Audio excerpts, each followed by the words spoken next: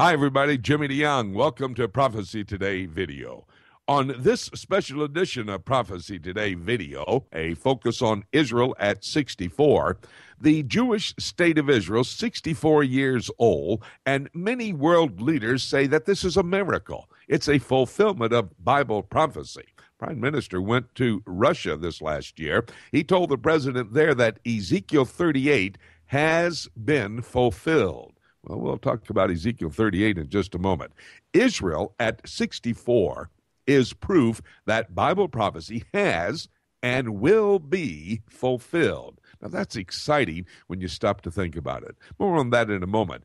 But let me remind you that we had other activities to talk about, geopolitical events happening across this world this last week. Our broadcast partners reported some very interesting stories and information, details behind the headlines that I think you need to know about. Colonel Bob McGinnis was in Washington, D.C., and we talked about Iran's hopes that these talks going on between world leaders and the Iranians about the nuclear issue there in Iran is going to help this issue go away as far as the Iranian people are concerned. Well, let me tell you, folks, that is not the case according to Ezekiel chapter 38 and verse 5.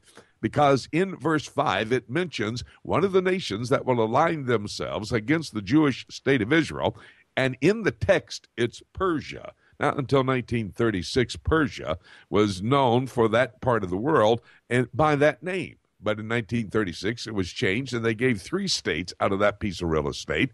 They're called Iran, Afghanistan, and Pakistan today. You can understand what I'm talking about. This is part of that group of nations that aligned themselves against the Jewish state of Israel. In fact, Iran still indeed today speaks the Persian language.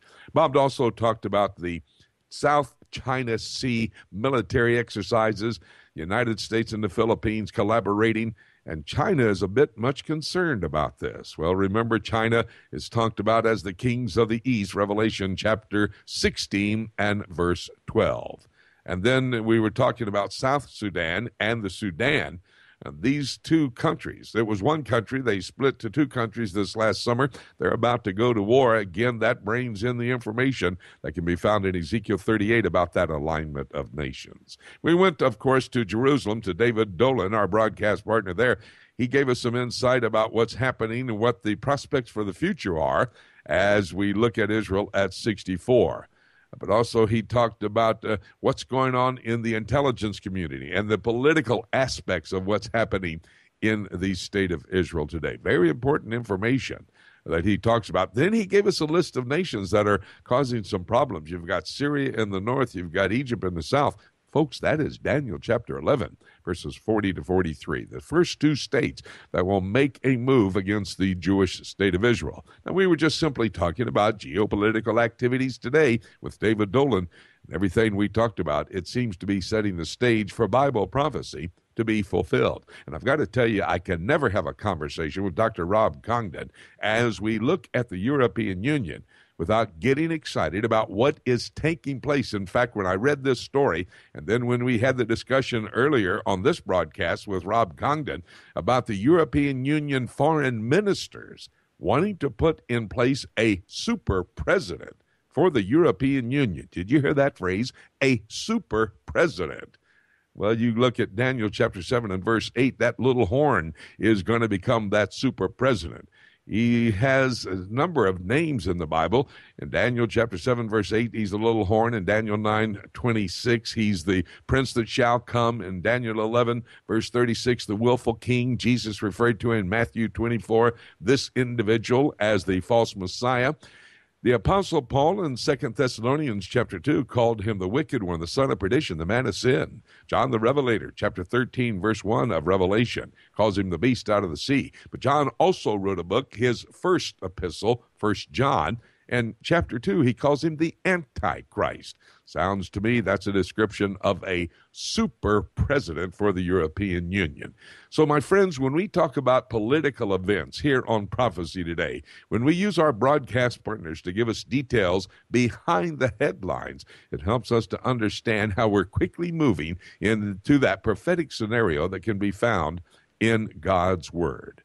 But I've got to stop right now and change the focus just a bit. I believe the greatest evidence that we're living in the last days is indeed the reason for this special edition of Prophecy Today, Israel at 64. I mentioned that the Prime Minister of Israel, Netanyahu, went over to Russia, to Moscow, met with the President Medvedev, and told him that Ezekiel chapter 37 had indeed been fulfilled. Now, what was he talking about?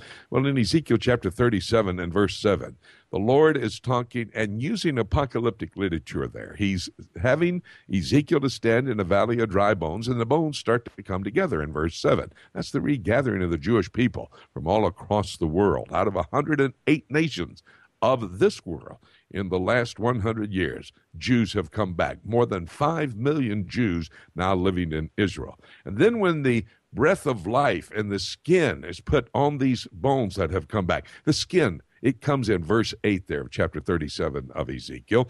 That's the restoration of a Jewish state. And we're celebrating the 64th birthday of this Jewish state. Well, the breath of life will be the regeneration of the Jewish people. And that one will happen when indeed the Messiah comes back at the end of the 7-year tribulation period. In a day, Zechariah 3:9, in a day the Jews will turn to Jesus Christ. You might want to look, if you're looking at Ezekiel chapter 34, 18 times God says he's going to do what I've told you he's been doing over these last 100 years. He said, I will find my people wherever they have been scattered. I will gather them in to their land. I'll feed them like a good shepherd feeds his flock in their land on the pasture.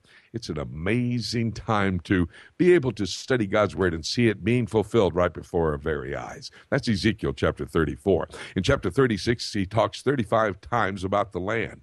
The Jewish people have been promised by God to have a piece of real estate, not what they have today, but much more, 10 times what they have today.